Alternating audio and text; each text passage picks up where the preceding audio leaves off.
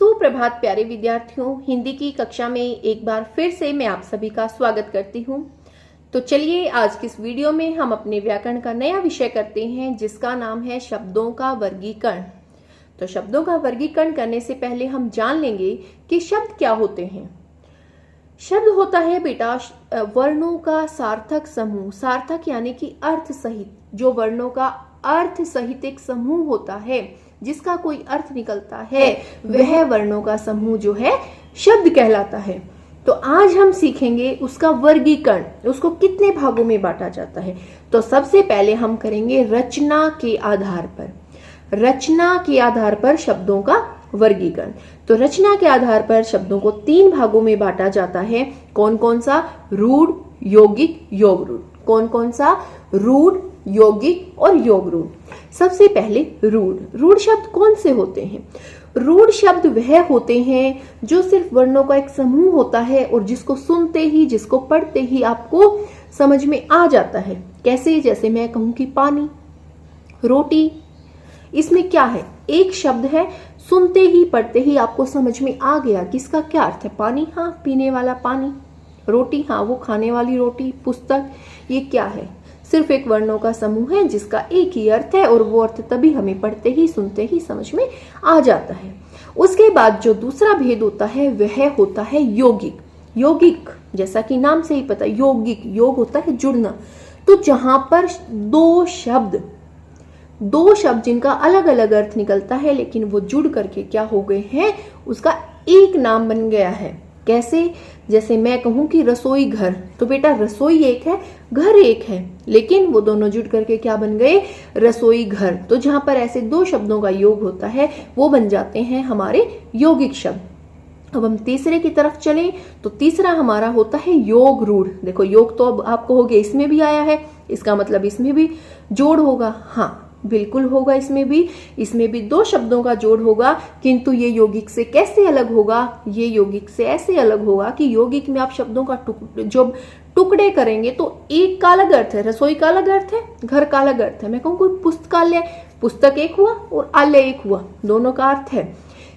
किंतु अब मैं कहूं कि दशानन, तो दशानन बेटा 10 और आनंद से मिलकर के बना है, किंतु जब हम इस शब्द को पूरा पढ़ेंगे दशानन, तो बेटा इसमें जो अर्थ निकलता है वो कोई तीसरा अर्थ निकल रहा है। 10 और आनंद, इन दोनों का कोई रोल नहीं रहा, इन दोनों की जो है भूमिका यहाँ समाप्त हो गई और किसी तीसरे को जो है प्रमुखता मिल गई। दशानन यानी कि रावण के बारे में ये बात हुई। पीताम्बर, पीले वस्त्र कौन पहनता है? श्री कृष्ण जी पहनते हैं। तो यहाँ पर किसकी बात हुई है? पीताम्बर कहने से श्री कृष्ण की बात हुई है, ना कि किसकी? पीत मतलब पीले, वस्त्र यानी कि कपड़े। तो ना कपड़ों की बात हुई है, ना पीले रंग की बात हुई है, बल्कि कोई तीसरा जो है वो मुख्य रहा है। कौन? श्री कृष्ण जी।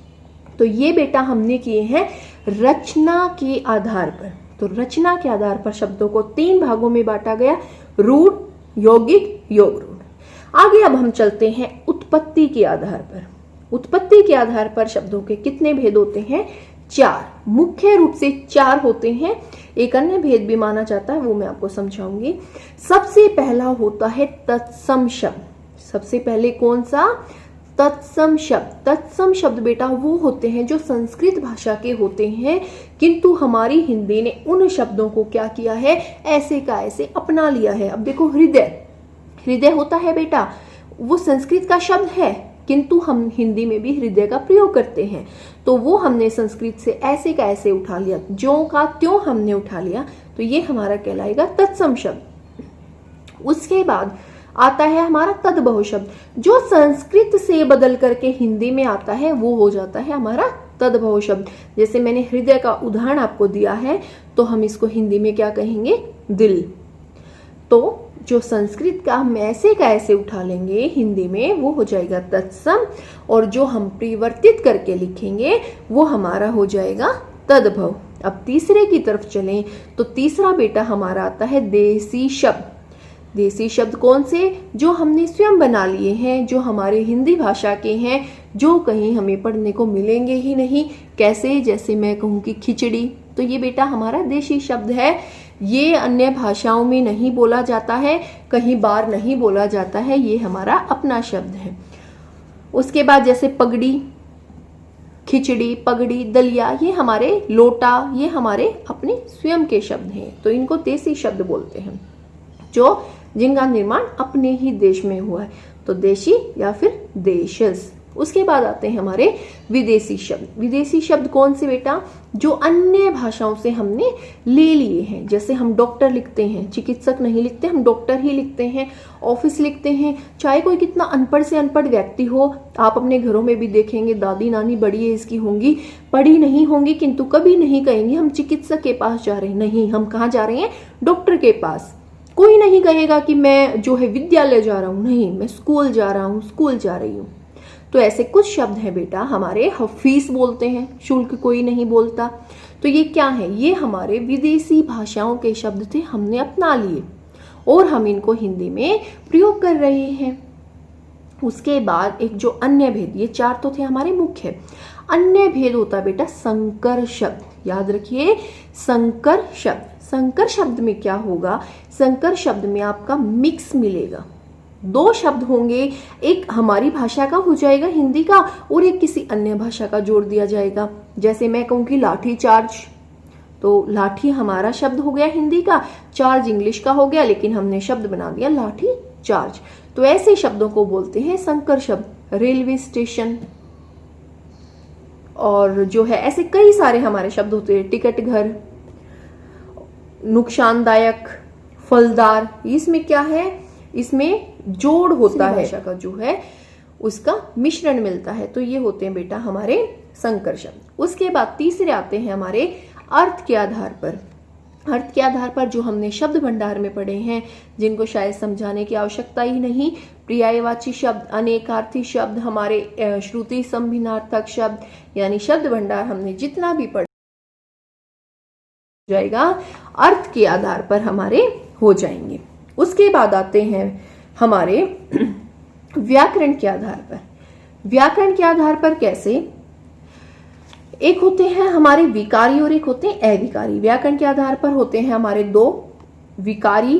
कौन से होंगे? जिनमें लिंग, वचन, कारक के कारण परिवर्तन जो है हो जाएगा, वे कहलाएंगे विकारी शब्द। इससे पहले वाली वीडियो में मैंने आपको समझाए थे अविकारी शब्द। शब्द भंडार, शब्द भंडार, अविकारी शब्द आपको पहले इसीलिए समझाया था ताकि आप इस पाठ को अच्छे से अब समझ सकें। तो अविकारी शब्द कौन से थे? जिनमें लिंग, वचन, कारक के कारण कोई परिवर्तन नहीं होता था। तो विकारी जिनमें परिवर्तन हो जाएगा, अविकारी जिनमें परिवर्तन नहीं होगा। विकारी कैसे? जैसे मैं कहूं कि लड़का भाग रहा है, लेकिन क्या मैं लड़की के लिए भी बोल दूंगी भाग रहा है? नहीं, वहां पर क्या होगा? लिंग के अनुसार उसमें बदलाव आएगा। तो विकारी जिनमें बदलाव आ जाता है और अविकारी शब्द जिनमें बदलाव नहीं आता है। तो ये थे बेटा हमारे जो शब्दों का वर्गीकरण। एक और अन्य भाग जो माना जाता है वर्गीकरण का, वह माना जाता है हमारा प्रयोग के आधार पर। वह भी दो माने जाते हैं, एक सामान्य शब्द और एक तकनीकी शब्द। सामान्य शब्द जो हम जनरल सामान्य रूप से प्रयोग करते हैं, वे हमारे सामान्य शब्द होते हैं। और जो तकनीकी शब्द होते हैं वो हमारे कैसे? जो तकनीकी से संबंधित होंगे, तकनीक से संबंधित। जैसे कोई हमारा विज्ञान का आ गया, साइंस का जिसको हम बोल सकते हैं, जैसे रसायन, भौतिकी, केमिस्ट्री को क्या बोलते हैं? रसायन, बायोलॉजी को भौतिकी। तो ये हमारे हो गए टेक्निकल वर्ड, तकनीकी शब्द जो साइंस से रिलेटेड हों। तो एक सामान्य, एक तकनीकी, तो ये माने जाते हैं हमारे प्रयोग के आधार पर। तो उम्मीद करती हूँ कि शब्दों का वर्गीकरण आपको अच्छी प्रकार से समझ में आ गया होगा। फिर भी एक बार अपनी व्याकरण की पुस्तक निकालकर इसको दोबारा से अवश्य पढ़ेंगे ताकि और भी अच्छी प्रकार से आपको समझ में आ जाए। चलिए, तो फिर हम अगली वीडियो में फिर एक नए विषय के साथ मिलेंगे। तब तक ऐसे ही मेरे प्यारे प्यारे बच्चों मुस्कुराते हुए, हंसते हुए पढ़ते रहें। धन्यवाद।